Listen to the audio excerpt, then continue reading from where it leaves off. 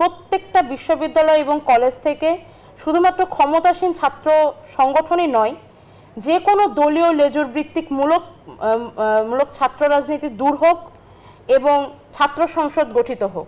অভিভাবক, শিক্ষক এবং সাধারণ জনতার পরামর্শে শিক্ষা ব্যবস্থাকে ঢেলে সাজানো হোক। যতদিন পর্যন্ত দলীয় লেজুর ভিত্তি বন্ধ না হবে ততদিন পর্যন্ত জবরদখল, ভয়ভীতি চালু থাকবে।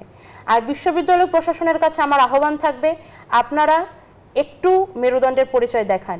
এই দীর্ঘ আন্দোলনে যে সমস্ত শিক্ষকরা আমাদের পাশে ছিলেন, আমাদের জন্য রাস্তায় নেমেছেন, আমাদের জন্য আহত হয়েছেন, তাদের প্রতি আমাদের প্রাণ ভরা শ্রদ্ধা থাকবে, তাদের জন্য আমাদের সালাম থাকবে। একই সঙ্গে অন্যান্য শিক্ষক এবং প্রশাসনের প্রতি আমাদের আহ্বান থাকবে, আপনারা দেখুন এবং কিছু শিখুন।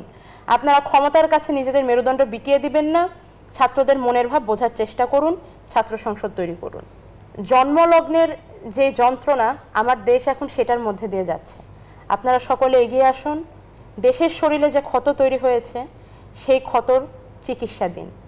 নিজের দেশকে নিজেরা গড়ে নিন।